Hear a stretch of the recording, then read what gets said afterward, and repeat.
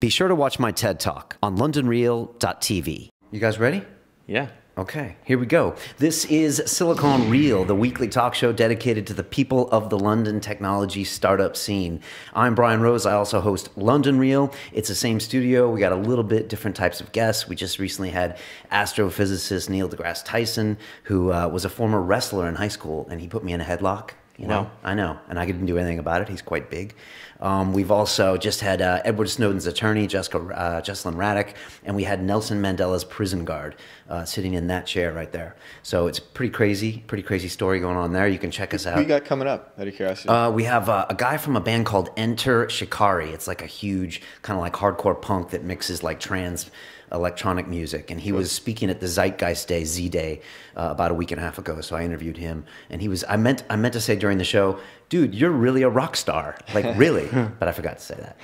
But he was a really cool guy, really smart guy, really quiet and mellow. And then you look at him on the videos, and he's just like going crazy on the microphone, but like really nice, easygoing guy. So, anyways, that's coming up. You can check that out at londonreal.tv. But today we're here to talk about tech. My co-host is none other than Colin Pyle, who rides motorcycles across China. You got crazy companies going on, Lingos. We're drinking your Crew Cafe. Delicious. Yeah, it's delicious. I like it. It's kind of lemony. It's not too strong, so it doesn't give me like the headache I get from espresso. The smooth Arabica beans only. You're the king of coffee, aren't you? There we go.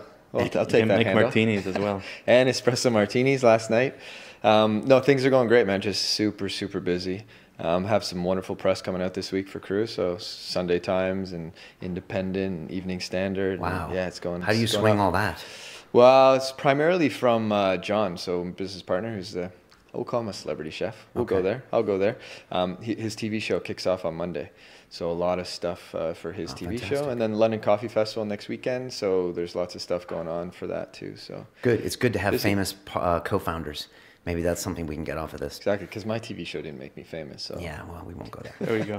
Awesome. Before we get to our guests, I just want to thank our sponsors. One of them is FinTech Innovation Lab. They just had 7 of their companies pitch recently at the Royal Institution at Mayfair. I think it went really well. Yep. We had one of their companies, Pixel Pin, in here months ago. Awesome companies, awesome stuff. If you want to get in touch with them for investment purposes, you can email them fintech@accenture.com. So thanks to those guys, and to TaskRabbit, who just landed in London about 4 or 5 months ago. What you can do is you can outsource tasks to other people in your community. They'll clean your house, they'll fix your car, or what they do for us, which is back-end Silicon Reel stuff. So they have some highly skilled people over there. Yeah, it's great. You'd be shocked at what they can do for you. Yeah, we had Lauren, their head of community, on here a couple months ago. She's awesome. And so please welcome these guys to London. It's taskrabbit.co.uk. You can get 25 pounds with the code REAL25, and you get like 2 hours of free work. And for the beards, they like clean up afterwards. Like these people, they'll hook you up. So thanks to them. Anyways, on with the show. Sitting here in studio is Eze Vidra. Thank you for being here. You are the head of Google Campus London, which is Google's first physical startup hub, providing entrepreneurs with work and event space, mentorship, educational programs. You guys are celebrating your 2nd anniversary this week. Wednesday. What you guys have, I mean, I've looked all your tweets. You got royalty coming through there. You got all sorts of things happening. It's been an amazing week. I just, for some reason, I figured the campus had been along much longer than that. You must get people saying that. I think I aged more than 2 years, but we officially opened the doors 2 years ago. It's like dog years. You know, that is fantastic. I just want to finish off your resume. You're also the head of Google for Entrepreneurs Europe, which empowers startups and entrepreneurs around the world. You had an event. I just came from the campus, so we're going to talk about that a little bit. You're also the founder of Tech Bikers, which is a cycling community that donates to children's libraries. I think you guys went to Paris. Was that your last trip? From Paris to London. Paris to London, yeah. Okay, we had not quite China motorcycling, but I can tell you more about it. Some of our guests were on that trip, so they've talked about it. You're a native Argentinian. You're raised in Israel. You speak fluent Spanish, Hebrew, English. Eze, welcome to Silicon Reel. Thanks for having me. It's great to be here. I'm glad you're here. I just got the King's Tour of Google Campus, or Campus London, as we will call it. And I got, was it 5 floors, 6 floors with the basements? It's 7 floors if you count the basement. Okay. And the minus 1, 0, and up to 5. Okay. You're doing your 2nd anniversary celebrations this week. You told me you have 1,100 events there in a year. Yes. That's 360 some days. Yeah, it's like an average of 3 a day, including weekends. And the incredible thing about it is the range of events. It goes from anything like regular meetups, where it's communities like AngularJS, like really hardcore techies, meeting to talk about a certain technology, or women in tech, or hackathons over the weekend. Just about a month ago, we had something called Flood Hack. You might have heard about it on Twitter and stuff. I did. You know, like the UK got hit with the worst floods that it had in its history, and the tech community was called by the government and said, you know, the government said, like, the hardware companies, and I'm not talking about laptops, like, you know, the construction companies are giving us sandbags and shovels. What can the tech community do to help, you know, flood victims?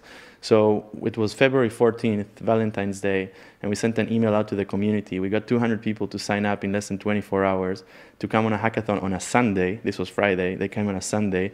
We had to cap the registrations, and then the result was amazing. They built 17 prototypes that, you know, 2 of them got funding, and 8 of them I would consider like really high quality. So this is just an example of one event out of the 1,100, but we can talk about each one, and it's like magic happening every day.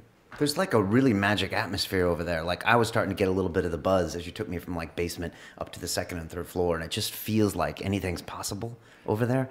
Is that by Google design, or why is that? I'm so glad you came. You know, it's usually when I describe what campus is, I say that if there was an equivalent between real estate and software, campus would be an open source building. It's like a physical operating system for startups where you can plug in different ways, right? So there's a cafe, and in the cafe, any entrepreneur can sign up and work from the cafe for free.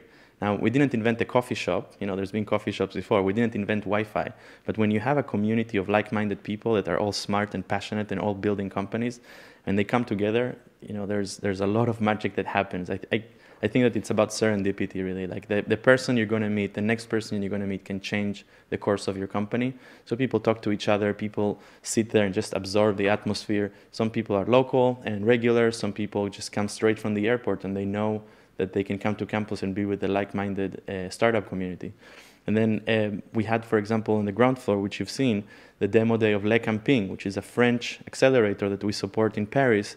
And 12 of their startups pitched on stage. They're doing a roadshow of their demo day, and they just came from Berlin yesterday. They're doing London at campus, and then they're going to other cities as well. This is a great example of building bridges between communities. And then, you know, there are 12 startups, and then they had beers and VCs, and everyone was talking. And then you have the co-working floors, you have accelerators, you have Seed Camp, you have Startup Weekend Europe. So it's a whole like theme park for startups, and you can just decide how you're going to plug in. I think, so I've been there too. I think the energy is great. And I've been to a lot of places in the city. So many have popped up, right, in the last like co-working spaces. Yeah. So without getting into names, and just some of them are just the wrong energy, the wrong environment, it just doesn't feel right, you know, whereas you guys, it really is. It's open source. It's people, I think the fact that people can just hang out in the basement for free, it's like, you're right, you know, people can just show up in the city and know that they can go there and, you know, find someone to chat with, find someone to have a beer with later. It's just really cool. At the end of the day, you know, communities are not made of buildings, they're made of people. And we try to curate this community and make it really accessible and open, and we help everyone. So it doesn't matter if you're building on Google Tools, or if you are just starting, or if you're going to raise $1 million, or you're going to fail tomorrow. You know, we try to help everyone through the programs and the activities that we do. So a lot of the stuff is done by the community and by our partners. A lot of the stuff is also done by Google and Googlers. So just as an example, you know, every week we have a program called Google Office Hours, where we bring Googlers to mentor startups one-on-one on different topics. So I think today it was on social media. You can check out campuslondon.com. And 27 startups signed up to receive mentorship from Googlers. So it's a place that you know that you can come, have a cup of coffee, excellent Wi-Fi, speak with someone smart about your company, and then just hang out, like you said. Yeah. And, you know, it's not, there's some co-working spaces that I've seen that are really good, but I think that the combination of everything, like co-working, accelerator, events, you know, coffee, everything together at one place is something that I haven't seen before. And I think that that's actually the model is working. Yeah. Can you take us back 2 years and talk about where you were when you were creating this thing? And I'm guessing you didn't have this wonderful amount of success right away. I mean, it's amazing we're catching you this week, because it's like, you know, so many awesome things are happening. You're celebrating your 2nd year, but, you know, was it always this way? And did you have a certain number of things in mind when you came, you know, to create this space? It's a great question. So my background is product management. I pretty much had every title before and after product manager, working for different companies. I also co-founded my own startup in Israel that developed text input solutions for PDAs. I'm dating myself. Personal data advice. I remember that. Oh yeah. my gosh. Yeah. and then I did business school. You know, sorry about that, but Yeah, me too. now you have to apologize for having an MBA. You know, like It's not cool these days, right? you know, Yeah. what's Yeah, the I know. startup valuation method? You add $1 million for every engineer, and you subtract $1.5 million for every MBA. No, but It's funny. We had the Matt from Entrepreneur First, right? And he's like, "Oh, you know, his program is all about tech and smart people." I'm like, "Where are all the MBAs?" He's like, "No, we just keep them away." They don't accept them, do they? No. Yeah, okay. So no, MBA can teach you a lot of things, but it's a separate topic. But I did my MBA at London Business School, and I was finishing my MBA. It's an executive MBA. And I decided, okay, like my last job, I was running search for AOL Europe, and I was managing a team of senior product managers in London, Hamburg, and Paris. And I felt like, okay, I'm not learning so much as a product manager anymore. I'm more like managing. I want to do business. So I joined Google to do business, and I joined the strategic partnerships team. And it was really cool because I got to launch products, and I launched Google Shopping in Spain from scratch. I launched local shopping in the UK, which was connecting to retailers' physical inventory. So if you wanted to buy, let's say, a phone, you could see where it's available online, but also where it's available near you on the shelf and if it's in stock right now. So it was a really cool experience, but really my passion was startups. I was taking personal time off to go and mentor startups in accelerators, and I was pretty much, I had a blog, I still have, that's called VC Cafe. Right now it's ranked number 4 in top venture capital blogs, if you believe, out of the top 50, if you believe those rankings. I was surprised myself. And I was coming back home and searching in the intranet of Google for startups, venture capital, what's going on, am I ever, is there any opportunity? And then I found out that Eric Schmidt has this crazy idea that we're going to do an innovation center in London. Maybe it wasn't that crazy, but like it just announced that we're going to do an innovation center. So I saw who created this internal site, and I sent her an email. She was a director of consumer marketing. And I said, like, hey, I found out that we're doing this innovation center. Can I help? And she said, well, in a few months, we're going to be looking for a head for it. So that's the only cue that I needed. And then I went and like set up about 35 coffee meetings with different friends in VC, accelerators, startups, etc. And I said, if Google was doing this innovation center, what do you think are the challenges, the opportunities? Do you think I would be a good fit? What do you think I should put as my priorities in this case? And I wrote my first 100-day plan before they offered me the job. So when the time came for the interviews, they asked me, what are you going to do as the head of campus? And I said, well, let me show you. And a lot of the stuff that we do today were in my original plan. So you're asking me, like, did you have the success back then? Absolutely not. Like, there was a lot of conspiracy theories of why is Google doing this? People were saying Google's doing this to poach engineers, to invest in companies for cheap, or to steal their ideas, which it's all wrong. But it took a long time to prove our worth to the community and really operate the space in the principles of Google, principles of openness, innovation, diversity, etc. And I think I never stopped to look back, never, until this week when we celebrated the 2-year anniversary, because I have a real baby. Like, campus is my baby, but I actually have a son who's a real baby. And I feel it's incredible, like I'm looking back and I feel really proud about what we've accomplished with an amazing team. And it's a little bit of a startup inside Google, so yeah. Why call it Campus London? Was that important? Because, language is very important, I think campus is a really fitting name for it because it's a little bit, it wasn't that trivial, by the way, because we call the Google offices campus. So when someone goes to Mountain View and they go to the Googleplex, it's called the campus. So it's a little bit confusing to some people, but it is a place that's really dedicated for learning and for community, and that's what a campus is about, right? So I think that's fitting. You're not gonna see. It's not like all classrooms like university and stuff. There's not a quad in that sense, but you do have a lot of smart, like-minded people that are there to learn, network, connect with each other, and everyone's kind of like wearing the startup attire, right? Like hoodie, sneakers. Today I'm a little bit dressed up because I had some important meetings, but usually you would find me in like a t-shirt and a hoodie as well. So it's casual. It's not a corporate environment. It's not like an office. Like if you look at the ceilings at campus, it looks like a Sarajevo after a bombing. Yeah, yeah. And that's on purpose. Looks like a rave. Yeah. Yeah. It's on purpose. And what did it look like 1 year ago? Different? Yeah, we made a lot of changes. 2 years ago, it looked terrible. When we took over the building, I mean, I started leading this project when it was a construction site. And I was lucky to work with the architects and, you know, be able to input into the concepts and kind of like what we wanted to do with the space. It used to be Barbican offices, and it was the most corporate environment you can imagine, like an office from the 70s with suspended ceilings and carpet. Like orange carpet or? Awful. It's actually like The Office, the British TV show. Yes, like an office that immediately makes you depressed when you walk in. So it came a long way from there, but now that we turned two, you know, like we talk to startups a lot about building an MVP, minimum viable product, and then iterating based on your users' feedback. So I guess that campus followed the same principles, and we built an MVP. We started with the minimum viable product.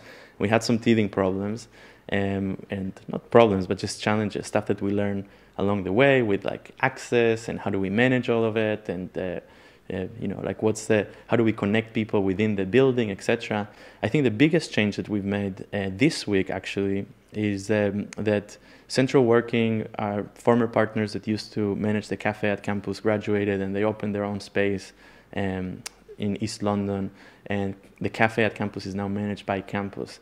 And we took a slightly different approach to it, and we said, let's make this a little bit more high tech, you know, because we used to have the corkboard even back then, and we used to have like the registration system, which is really cool because you register online, you get a code, and then you come to campus and we give you a plastic card that matches your online profile to the card. So when you check in, we know who you are. Now we have like these giant touchscreens that show you the tweets or, you know, people's messages about campus live from all over the world. We have a tag cloud that shows you what people are saying about campus. All the pictures that people take on Instagram, you know, if they tag them Campus London, they show up on the screen. And we have these like ticker screens where we can put messages and let people know like, hey, Bill Maris, the general manager, the general partner of Google Ventures, is speaking now on the ground floor if you want to come up.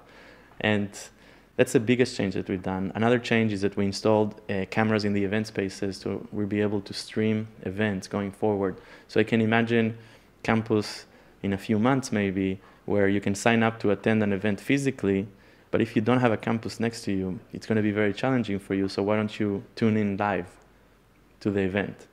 And what we're trying to do is really make this startup knowledge, you know, first of all, demystify it a little bit and make it more accessible, but also like, you know, level the playing field. So if you can get inspired by someone or learn how to use a tool or how to do marketing or whatever, you have a way to do it, engaging with campus even remotely. Now, you guys are building some big offices in King's Cross, and Google's going to move everyone there at some point, right? Because you've got offices in Victoria, Tottenham Court Road. Not campus, actually. Okay, that's my question. Is campus always going to be something separate? Is it true you report directly to Google Ventures in America, and you're the only guy over here that does that? Yes. I might have some inside information. So I'm part of the Google for Entrepreneurs team, which is part of Google Ventures. So usually when I explain it, I say Google Ventures invests in startups for equity. It's an amazing fund. They invest for financial return. It's not a corporate venture capital arm in that sense that invests for strategic value. Google Ventures is a financial fund that uses the power of Google and the resources that Google has to help their portfolio companies, and as a result is able to add a lot of value. Google for Entrepreneurs doesn't invest in startups. We invest in startup ecosystems. And we do it through partnerships in some cases and in owned and operated projects in some cases. So Campus London is our European headquarters, and it's probably, you know, the biggest manifestation of what Google for Entrepreneurs can do or does. And we also have a campus in Tel Aviv. We have partner spaces in Europe, in Paris and in Berlin. So in Paris, we partnered with Numa, which is a new sort of center for entrepreneurs in Silicon Sentier, which is this kind of like their version of Silicon Roundabout. It's a 7-story building filled with startups. Actually, there's a 6.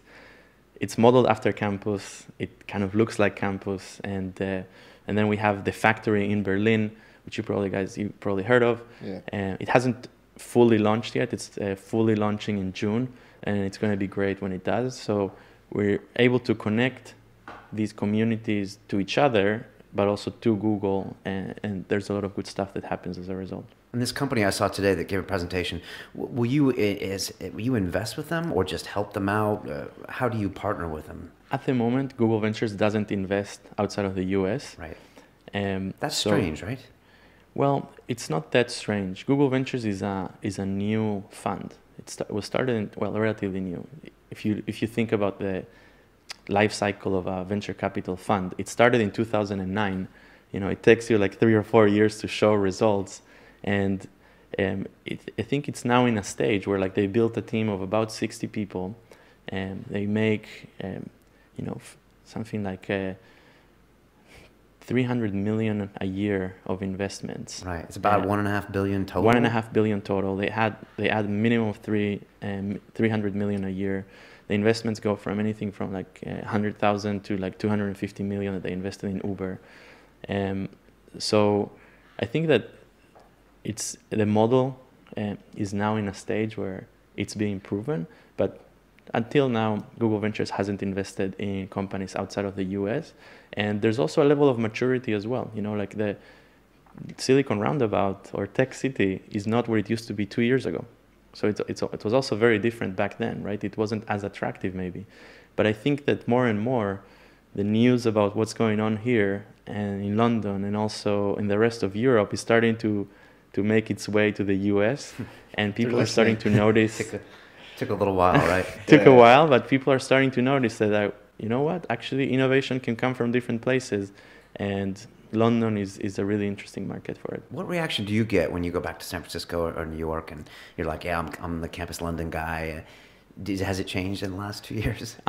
Before I moved to London, I used to live in San Francisco, and before I moved to San Francisco, I used to live in New York. So I don't quite look at it as a foreigner, because I know what they're thinking. In New York, when I was living there, if you weren't in finance, you were a second-class citizen. I used to work for a startup. That's harsh, but okay. I used to work in finance. Harsh, but in New York. Yeah. So you were a first-class citizen. I used to work in a startup in New York that did financial services, but I was a product manager, and I think that now it's very different. And San Francisco, has the highest density, or the Bay Area has the highest density of tech startups anywhere in the world.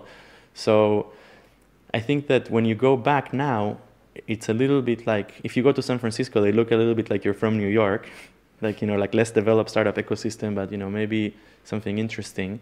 Last time that I went to the Bay Area, I spoke at Stanford, and I gave a talk about the London startup ecosystem.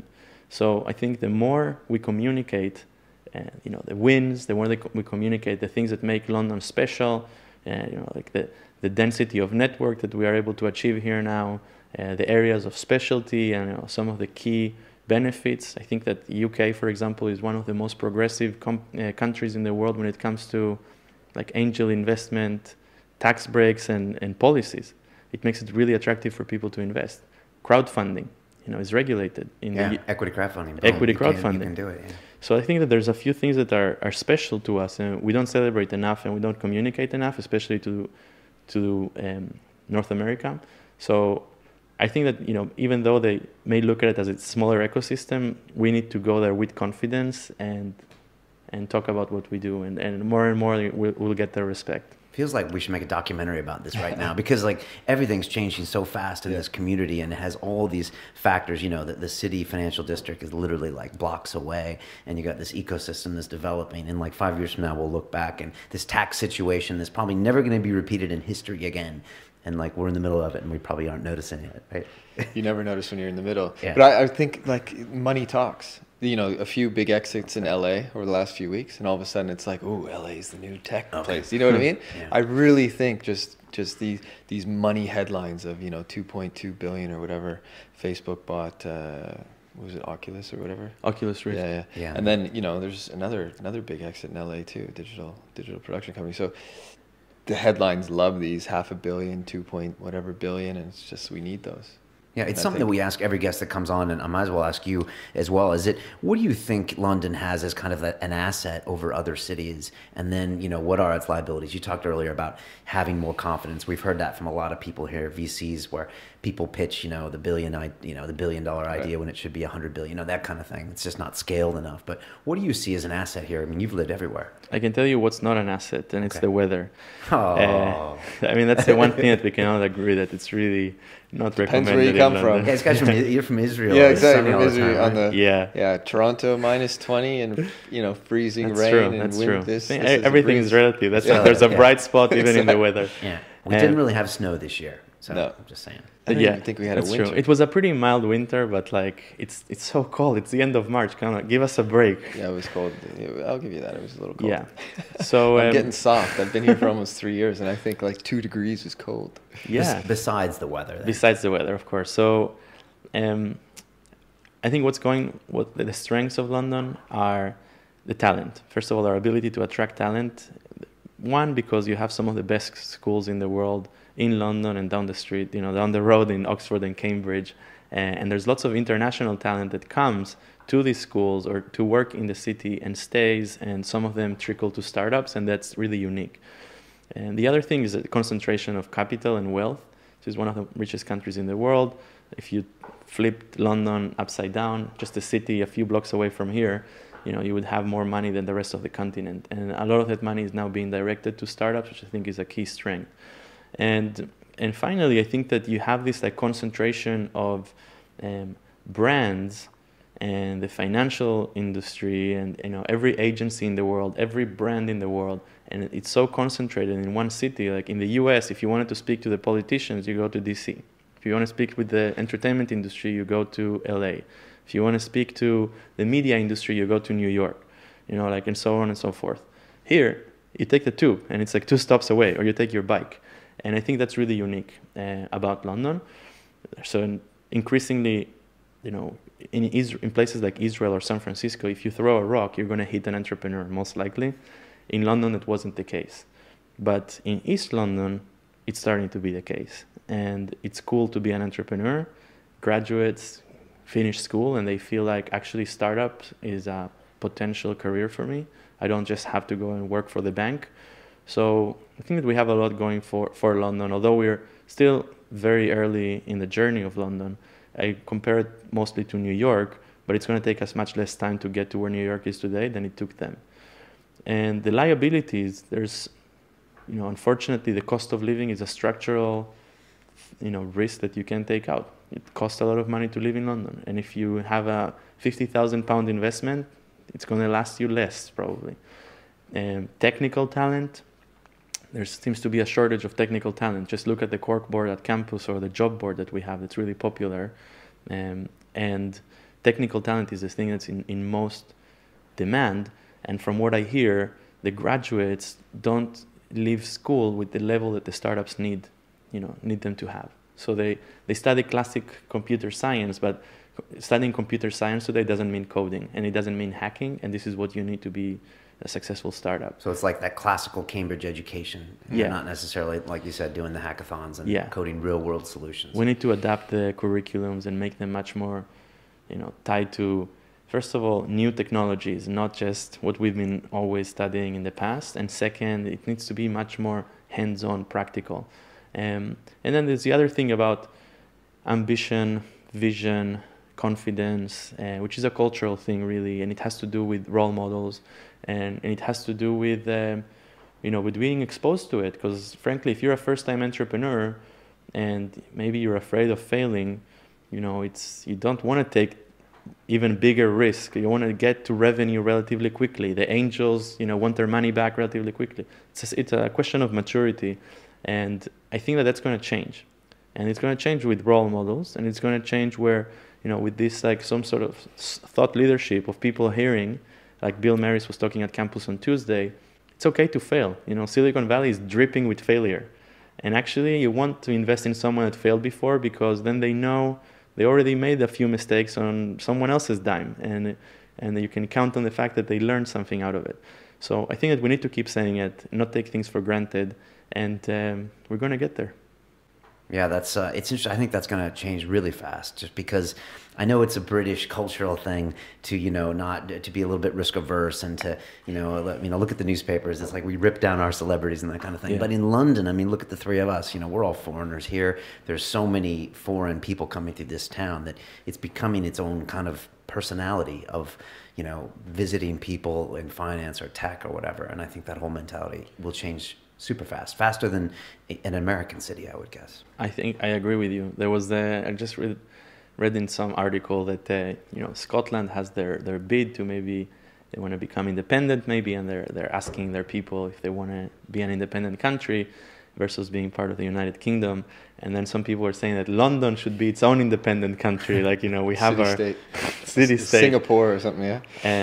And I don't think that we want to go there, but it is a metropolis, and it's a very unique place. I remember during the Olympics, the mayor said that London is the only city in the world that no matter what nationality you're from, you're going to have a local fan base of 10,000 people minimum, no matter what country in the world you're from. We just ran last month a survey of campus members, and we got something like 1,300 responses. So it's a small sample of the campus community. From the 1,300 responses, we actually haven't fully released the results of the survey, but I'm giving you guys a nugget. We asked people, where were you born? People responded from 98 different countries. Okay, from like Argentina to Zambia. You have the entire gamut of A to Z. 98 different countries. And this is also something that we shouldn't take for granted. Diverse teams make better decisions. So you need to have people from different cultures. You need to have women in your team. And if you're running a startup and you're a group of buddies from school, I would really encourage you to increase the diversity of your team, because you're going to make better decisions. You're going to understand your users better. And London is very unique in that sense, and you can find this diversity. Take us to 2017. You're celebrating the 5th birthday of your baby, Campus London. What does it look? How does it look different? Is it bigger? Is there a Google Ventures arm somewhere hidden in the 7th floor? What do you want? What would you want? Because this is the real question. Like, I would ask, my users, what do they want? Look, you treat it as a startup. Yeah, totally. And I like to say yes a lot, and I like to take little bets, and usually they pay off. So we're going to keep experimenting. Like right now, we're about to launch the 2nd class of a program called Campus for Moms, and it started in Campus Tel Aviv, and we did one in London a few months ago, and now on April 8th, we're launching the 2nd class. And one of the participants, I don't want to say the company because for privacy, but she was the chief marketing officer of a big technology company that's global, and she's opting to participate in this. Now, how will 35 moms going through intensive training in startup going to change the world? We think it will, and we think that we have to start somewhere. So our vision at Google has always been, think big but start small. So I think that I don't know where we're going to end up, but I think that by 2017, you can be sure that we're going to start a lot of different initiatives and see what sticks. I love that idea. I've never heard anyone pitching me moms. That would make a good reality show as well. There's so much that can be done, right? It's just, a guy starting up a business for moms is pretty tough. You see guys start up businesses for kids after they've had kids. You know what I mean? It's what's the biggest audience of casual games? Moms. Yeah. What's the biggest audience of e-commerce? Moms. Yeah. 70% of people who buy Nespresso pods are female. There you go. Moms, a lot of them. And you have a female co-founder, which is great. But yeah. I think that we need to have this awareness that actually this is something that it's not going to change unless we change it. And when you change it, it's going to be for your benefit. So a lot of the programs that we do focus on this sort of stuff. Like what else? I can tell you that we're now running a program called Black Box Connect with our partners in Silicon Valley, where we are taking a startup from different major hubs where Google for Entrepreneurs is active. They go through a nomination process, and then they go through a selection process. And I believe right now there's something like 20 startups in Silicon Valley for 2 weeks.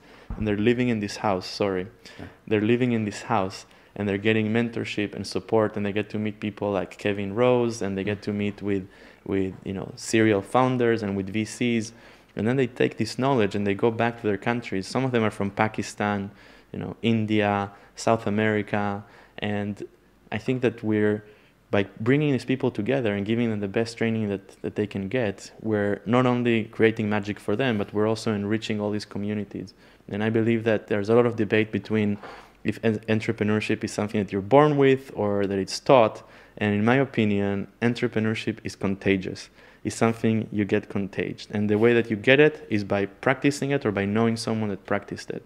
So some of the stuff that we do is we do it directly. Some of the stuff we do through partners like Startup Weekend that I introduced you to, which essentially they run these event formats that last for 54 hours where you come on a Friday and usually it's 100+ people from different backgrounds, some developers, some designers, some business people, some people that work for a law firm, whatever you may be doing. You may be a butcher or a barber, whatever. You come to a Startup Weekend and about 50% of people pitch an idea on stage. Like, I want to do like a dog dating app. And the crowd selects the ideas that they want to work on. Usually it's about 20 projects. And they divide themselves into teams. And then they spend 54 hours creating a prototype and working on the idea. What it does is that it lets hundreds of thousands of people around the world taste entrepreneurship. And then statistically, about 30% of them quit their job and join a startup a year after participating in a Startup Weekend. So we're the biggest supporters of Startup Weekend globally. I sit on the board of Startup Weekend Europe that officially launched yesterday. My manager sits on the board of Startup Weekend Global or App Global. And I think initiatives like that and partnerships like that enable us to have this widespread reach and help people become entrepreneurs. That's a real safe way of sort of trying it out too, right?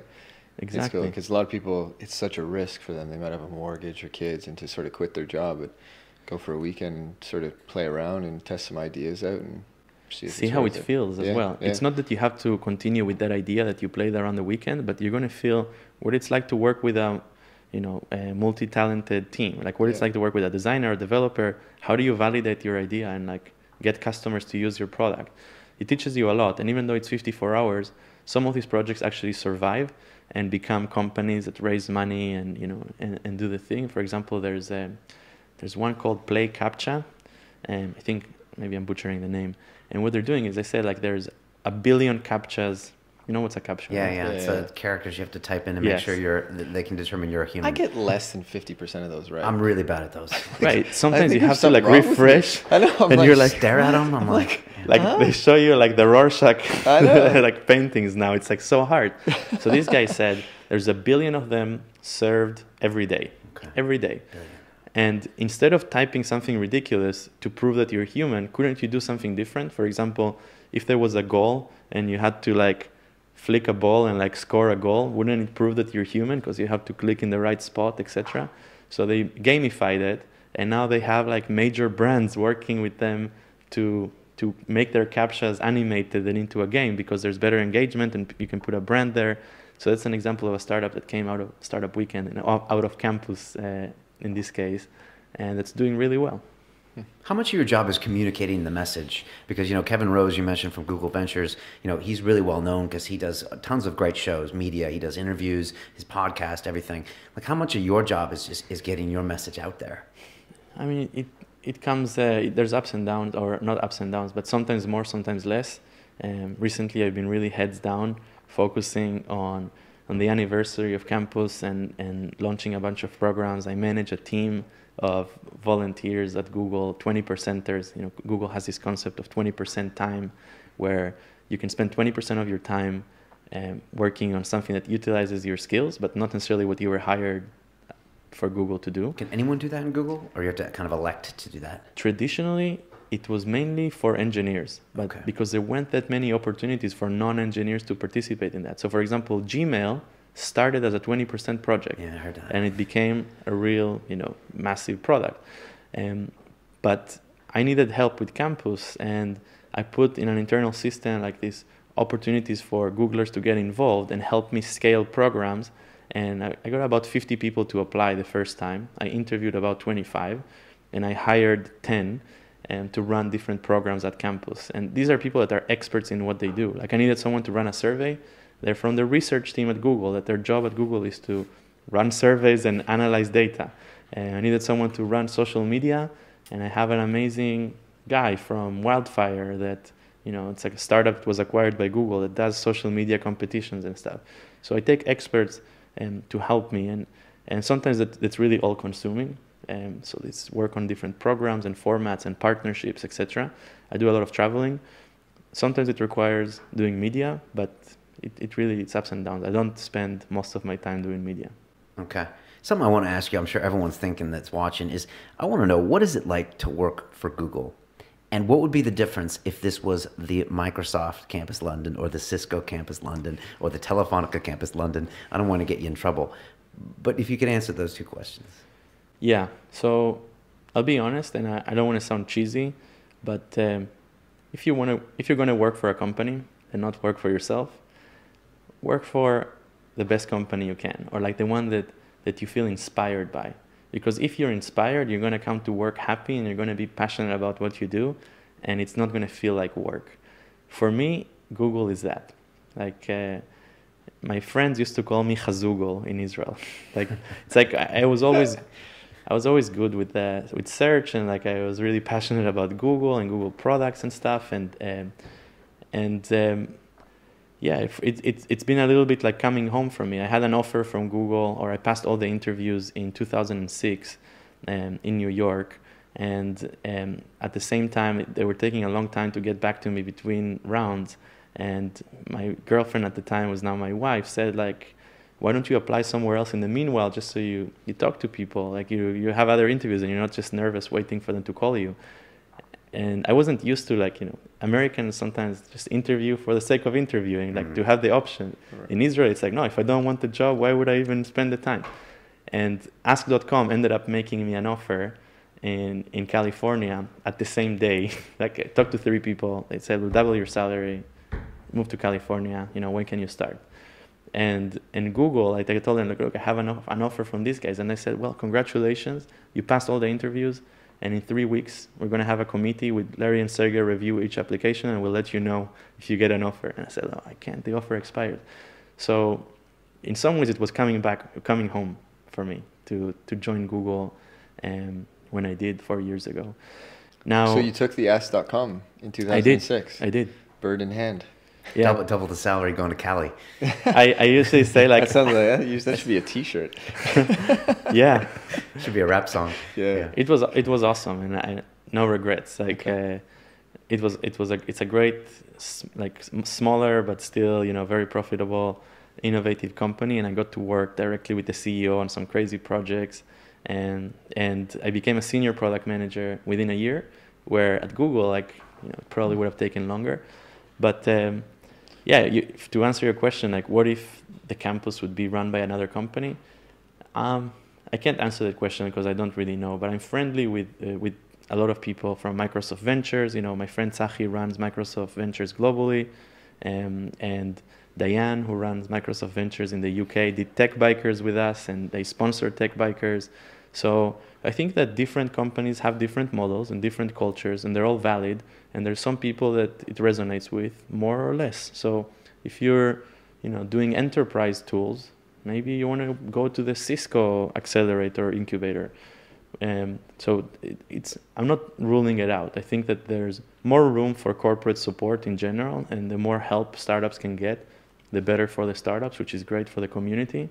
And I can just attest to what I do, and I definitely have, like, the Google culture and the principles of innovation at Google in what we do. And we strive for excellence, we measure success, and we have ambitious, like, goals. We think big, or we want to make a big impact. It's not just to tick the box. I got a tour of the Google headquarters at Tottenham Court Road by Daniel Arajo. I think he's a brand manager over there. He runs a lot of, like, the big data stuff. And he was walking me around, and people were leaving at 6 o'clock, and he showed me the cafe. And I was like, people are leaving early? And he's like, yeah, they encourage you to work the hours. If you're staying up late at night 3 days in a row, he's like, you're probably not working efficiently. So he's like, all these right answers you think you would hear on an interview or something. And then I was just like, after 45 minutes, I was like, Daniel, do you watch your back? Are you always worried about keeping your job? Because Google's like a dream job, And I always wonder, is it, is it a place where you feel like, man, I really need to innovate this month, or I really need to stay on top of my game, to stay working for the best company? Have you heard of the term OKRs?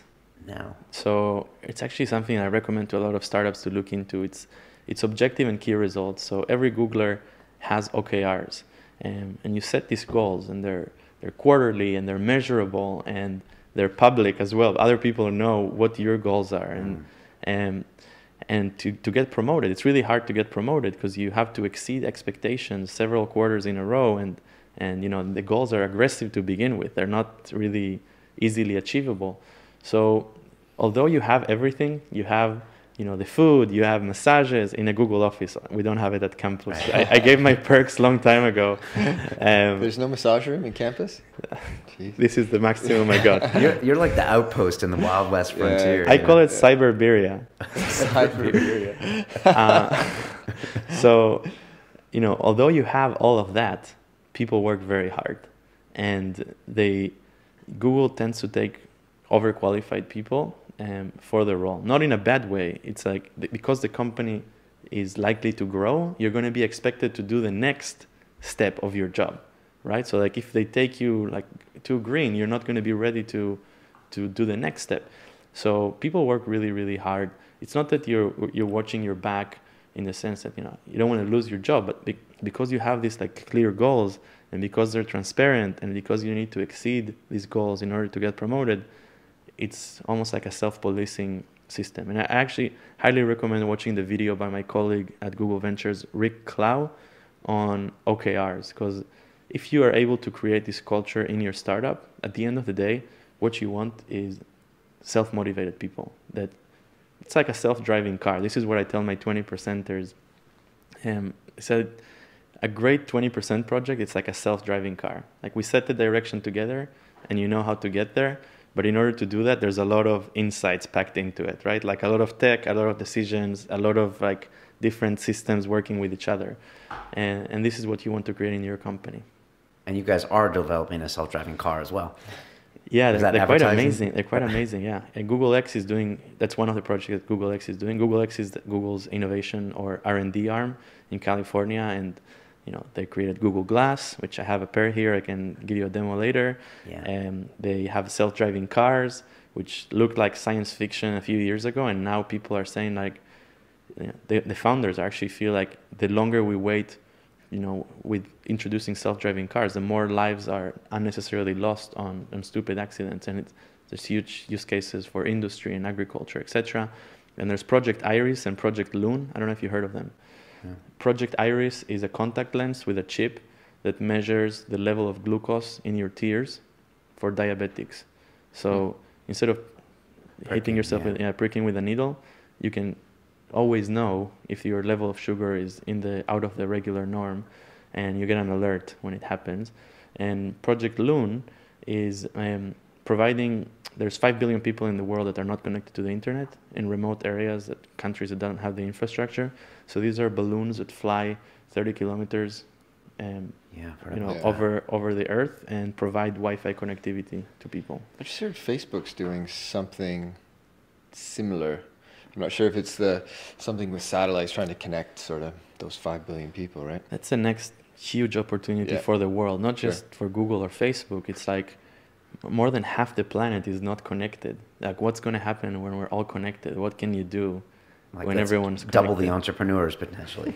I don't think it's going to be enough, double the entrepreneurs, right? Because right now, entrepreneurs are maybe 10% of the population, but you're going to have like, more than 50% more the users. And so... Which is why I think the diversified staff is so important, because, you grab guys from China and India and, these areas that are massively populated where there's a lot still to get online. Totally. And sometimes we think that we're the most advanced in everything, and especially if you live in the West Coast, you think like there's no innovation happening outside of Silicon Valley. Right. You feel like there's something in the water. That's the only place where you can innovate sometimes. No offense, Silicon Valley folks. But actually, there's places in Africa that are more advanced in mobile payments than we are here in London. And in education, and in communication, manufacturing, and fashion. And I think eventually every industry is going to get disrupted by tech and software. It's just a matter of time. And Marc Andreessen founder of Netscape and Ning, and now he runs a very successful VC fund that just raised $1.5 billion yesterday. He says, he has a famous article that says software is eating the world, or software will eat the world, which means that every industry as you know it today is going to get disrupted by the internet. And to an extent, even what you're doing with Crew, right? Like you want to change how things are done. You maybe no longer have to buy your coffee in the supermarket. You can do a subscription and we'll send it to you. Everything, fashion, education, manufacturing, whatever. I always ask people sitting here a question at the end. I'm going to hit you with the same thing. If you could make a phone call to the 20-year-old Eze and give that young man a bit of advice, what would you tell him? Buy Bitcoin. Buy Bitcoin. Could you buy it then? Could you buy it then? I don't know wait for it to come out and buy it when it comes out and sell it when it was 1,000. Start mining. Yeah, start mining it when it comes out. Create your own Bitcoin maybe first. Yeah. Do you have positions in Bitcoin? Is that something that? Are there a lot of projects in Bitcoin that are happening at campus? I know a couple. I mostly have regrets with Bitcoin. Okay. You see, they go missing. You see, no, it's like Mount Gox. It's like like I lived through the first bubble, and I didn't invest in startups then. I didn't join a startup in time, and I missed the bubble, right? And then Bitcoin happened, and I just remember tweeting. Like Kevin Rose put on Twitter that it's hitting 350, and he had an algorithm that told him okay, he's gonna sell some at 350, and I'm like, that's probably a smart move because I don't think it's gonna go any higher. And then 2 weeks later, it was at 1,000, but then it was at 650. So I think sometimes you just have to do it, JFDI. Just fucking do it. Yeah, Jumping Frog Digital Incubator. On Bitcoin, so an Australian real estate company started accepting Bitcoins. Primarily to attract Chinese investors. Okay. It's interesting. Nice. Yeah, isn't Virgin Space accepting Bitcoins as well? Bitcoin is huge in Argentina because no one trusts the banking system. Right, or the currency or the inflation numbers or anything. So there's startups being set up just to do Bitcoin for Argentina. So yeah, that's a booming one that it's really interesting, I think. But other advice that I would give the 20-year-old me is always remember work-life balance. Okay, you weren't always good at that. No. So I think that's important. If you don't invest in yourself, you're not going to be effective at what you do. And we all tend to, especially when you're doing startup stuff, it's all consuming, crazy hours of the day, working weekends, sacrificing everything. And sometimes you have to do it for a period of time, but it doesn't work for the long run. So for example, this morning, I woke up last night. I had a big night last night. I had a big week. But I woke up today. I went to the gym. I do meditation. And I have a baby. Right now, they're abroad. They're in Toronto. But I tried to come home for time for the bath. It's really important to keep this work-life balance. And it's going to make you more effective. And at the end of the day, success is about balance. It's about rounded.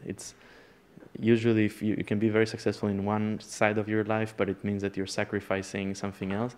And I forget exactly what's the compromise, but they said something like, you can have kind of friendships, career, or love, but you can only pick two of them. So pick yours wisely. Is it those the three? Friendships, I think maybe I'm butchering it a little bit, but there is this compromise that you have to make.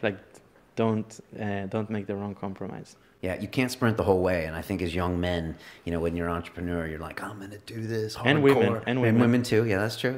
All right. And then you try to do it for 2 years, and then you have a breakdown, or you realize you're just so unhappy that you don't want to get up in the morning. You don't want to get off the sofa. And then you're like, now what?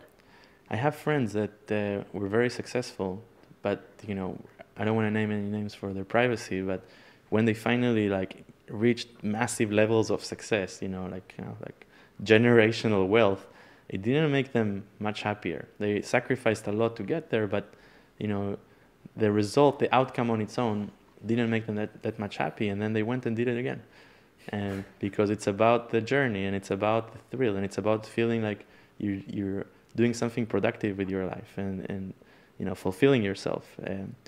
So if you want to go for the long run, literally and figuratively, you need to pace yourself. On that same note of advice, what's the best advice you've ever received? Good question. I always ask people this question, but I never thought about the answer for myself. Somebody asked me these questions the other day, and I didn't know what to say. Really? So, if that The makes you best feel better. advice I've I've been ever in that received. chair, so I've Yeah, answered. you have. Yeah. Wear sunscreen. No, I'm joking. Dazzler. I think that the best advice I've ever received was from my wife, actually. And she said, you have to create opportunities. And it sounds maybe trivial, but what do I mean by that? For example, when I was having this situation, like interviewing with Google back in the day, and kind of like I was waiting on this one thing, but like, why wait?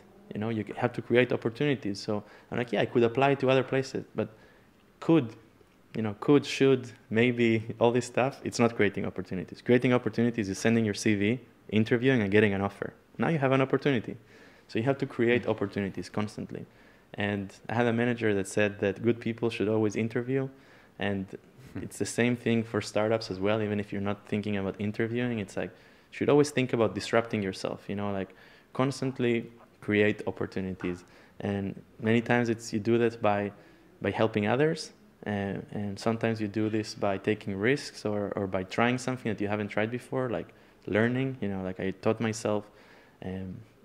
I started blogging because I wanted to teach myself what it would be like to like host a website, like develop some features for it, like consume all this information and make it into something that other people would appreciate. And I think that that's the best advice that I got, like creating opportunities. Disrupt yourself. Like We've that never one. heard that before. No. Disrupt yourself. I like that. I like that. And creating an opportunity, I think what you even did inside of Google to get your current job is phenomenal. Like, go to the interview with a 1-year plan. It's creating a realistic opportunity for you to get that job. Yeah, it's I believe that luck plays a role, but you have to it sounds cheesy. You have to make your own luck. And making your own luck means creating opportunities. So just I believe that it's a part of it is being prepared. And being prepared means being interested. It means constantly learning. It means reading. It means not thinking that you know everything and like learn from others, seek mentorship, ask questions, and what's the name of that book? How to Make Friends and Influence People by Dale Carnegie. Yeah. And he said like interested is interesting. Right? Like people that only speak about themselves, and now I feel bad because I've been talking this whole show, but I'm doing this to share. Right. And so people that just speak and don't ask questions, you're not going to learn much new because you already know what you know. Yeah. Ask questions, be interested, and yeah. Last bit of that question is, what's the advice you give to that 20-year-old that's listening to us somewhere, in China or Australia or the States? What advice do you give to them, if they want to one day, be part of the Campus London or be in the tech business? Yeah, so to be part of Campus London, that's very easy. There's many ways that you can get involved, but the first step is become a member, go to campuslondon.com and sign up. And that means that you get a code, and with that code, you can come to campus and work from the cafe. You can also sign up to one of the many events that we do every day, and you don't have to sign up for it. Just apply, sign up to the particular event. You don't have to even be a campus member, although I would recommend it. So you can also sign up for mentorship every Friday, or come to Campus EDU, or participate in Campus for Moms, or one of the many programs that we organize. You can also apply for Workspace and apply to rent a desk at Tech Hub, or apply to SeedCamp and get access to their fabulous network of mentors around Europe. And go to Startup Weekend. Next weekend there's a Startup Weekend at campus. It's going to be amazing. I think you guys should jump just to come and see it. Yeah. And tell me what you think, because it is a very unique environment. So there's many ways that you can interact, and it's up to you, but it's very simple. All the details are on campuslondon.com. What advice I would give the 20-year-old starting startups or wanting to get into startups? I would say, of course, follow your passion and try to solve a real problem through technology. If you don't have the skills, the technical skills, I would recommend that you spend some time in acquiring them or learning at least about them, so you can speak with a developer that you're working with and understand their challenges and what's possible. Is that learn how to code? Is that what you just said? Yeah. Okay. You can learn how to code, or you can learn how to design, or you can be really good at UX, or you can be a growth hacker, or learn how to get people to sign up, or learn the motivation behind clicking, whatever it is. Learn technical skills, and don't underestimate the experience that a big company can give you before you become an entrepreneur, because you're going to learn a lot joining a big company. And sometimes it's good to have this, like, at least couple of years of experience of seeing how teams work, what's email etiquette, how to run a meeting, how to work with a team. And I'm all for people following their dreams and stuff, but maybe you don't have to drop out of college necessarily, although there's many examples that would prove me wrong, like Steve Jobs, Bill Gates, Mark Zuckerberg. But there's 3 of them, and there's probably a lot of skeletons of people who dropped out of college and ended up in much less fortunate positions. So don't underestimate the value of education, that's all. Yeah, we've talked about this before. We both are fans of potentially, getting out of school and working for a corporation for a couple of years and seeing how things work there. On the advice, just out of curiosity, I think a vast percentage of our listeners would be all want to work for Google, or maybe one day work for Google. Any advice for, the kid out there that wants to work for Google? How do you do that? Well, my job is to encourage more people to become entrepreneurs, not necessarily to come and work for Google. And not everyone will be able to work for Google. Sure. But I would say all the job openings are out there. If you go to google.com/jobs, you can see all the openings. Probably the best way to get into Google is through referrals of people that already work at Google.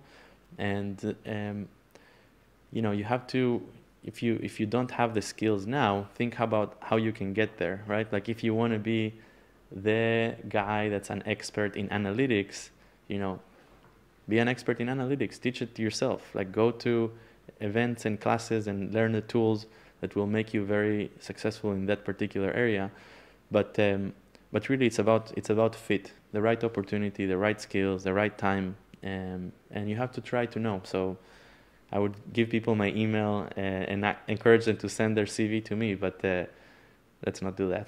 Right. I guess you're probably saying just basically become the best you. Yes. Because Google is looking for the best. So exactly. And be prepared. Thank you for that. Yes. Yeah. And be prepared and get some skill sets. And let's be honest, there is a technical element here. So, get skilled in one or many of those elements. Yes. So you can at least speak the language. And have a plan B. Like, when sometimes people have a very one-track mind, and this is a problem with perfectionism. It's like, successful people have had probably good outcomes, right? Like, it was always like this, right? Like, they tried something, it worked, tried something, it worked. Problem is, what happens when it doesn't work and you fall on your ass? Like, don't let it kill your game or get you off balance. Like, have a plan B. And there's a great book that I read by this Israeli guy, professor called Tal Ben Shachar. He's a lecturer at Harvard, and it's called The Pursuit of Perfect.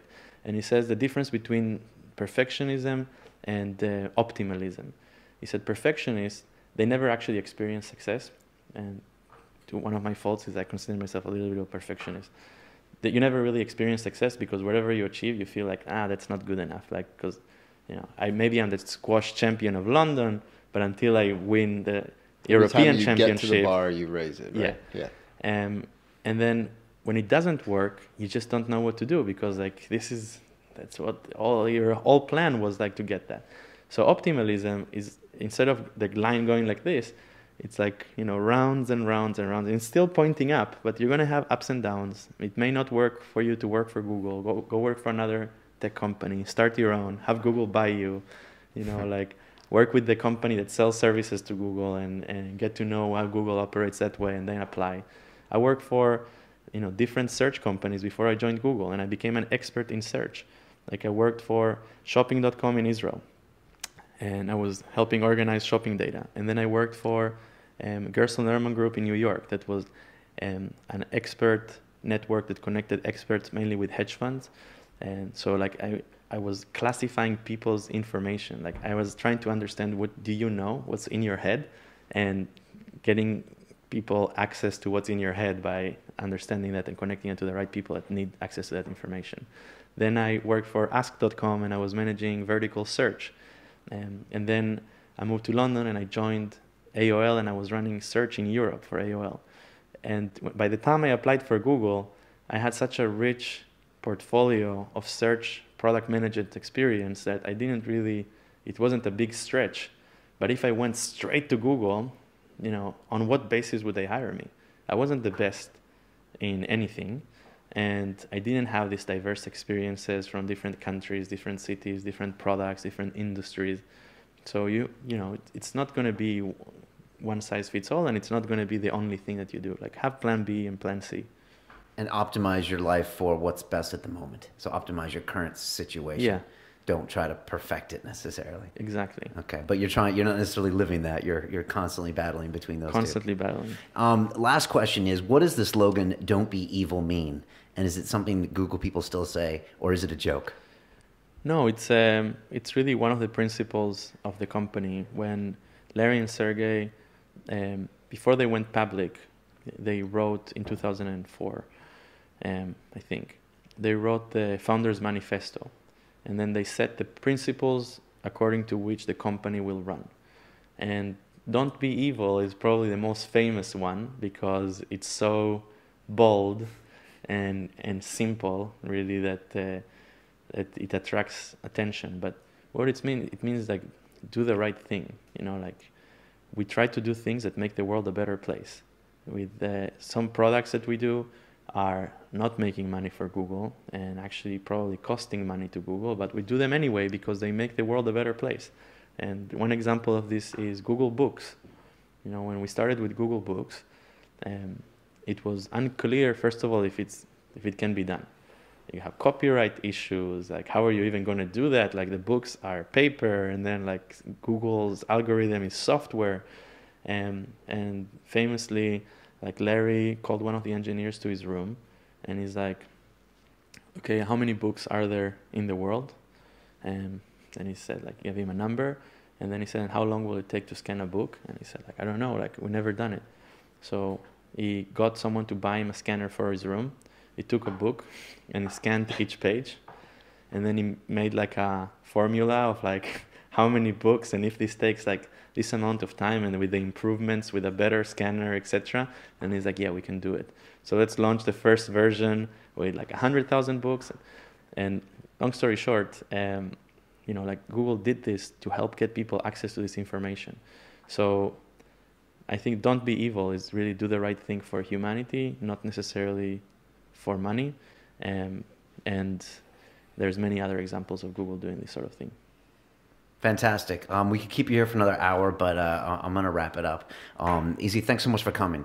You know, you're not only a good ambassador for Google, but the whole campus is like a whole nother, you know, a different venture, you know. Thank you. It really is a crazy campus. And like I said, go by and check it out. I got a really cool vibe when I was there. I was starting to get a little bit like kind of drunk on all the, such a good vibe of people, and you get like drunk with all the ideas going on. I don't know. Next time you come, you should talk to people, because honestly, you can ask questions, and everyone will be happy to tell you what they're working on, and maybe you can get more people for the show that way. You know, like, you don't have to be to reach a certain level to be interesting. Everyone has a story. Oh, definitely. Sure. Awesome. If you're listening to us on iTunes, you can come check our faces out at a YouTube channel, Silicon Reel. We're at Silicon Reel on Twitter. If you want to get a hold of you, what's the best way? Campus London? CampusLondon.com, or my Twitter, which is EDIGGS or EDIGS. Why is it that? Long okay. story. All right. Yeah. Nickname or something like that. Yeah. Okay, so those are the best ways to get hold of you. And if you're in tech and you're a cyclist, we're going to announce the new dates for Tech Bikers, September 19 to 21. The first year we did it 40 people, although they told me that the maximum was 30. Last year we did it with 70 people. I think that this year we're going to try and go to 100. We cycle from Paris to London, 320 kilometers. It's all founders, VCs, techies, and we do it to raise money for charity to help kids get access to education. So if you're in tech, watch that space, techbikers.com. Fantastic. Yeah, we know some people that went on that trip, so that's quite a ride. Yeah, it's amazing. If you're listening to this and you want to be a guest on the show, send us an email at hello@siliconreel.com. It's all good, right? Yeah, it's all good. Keep the Twitter. We love the feedback, love the guest suggestions. If you want to help out the show and you're just interested and, maybe just new to London and want to sort of meet people and help us out, always looking for help. So just tweet at us, and I'm usually the guy answering it. So Yeah, fantastic. Awesome. Well, you know, this is the show dedicated to the people of the London technology startup scene. It's about the people is our slogan. Eze, thanks so much for being here. Thanks for having me. It's pleasure. It's been awesome. I'm thinking about actually releasing this also as a London reel. What do you think of that? It's cool with me. All right, good. Awesome. I wish you well. We'll probably talk to you next year at the 3rd anniversary, and all the best to you guys. Awesome. Thanks for having me, guys. Cheers, man. Cheers. All right, guys.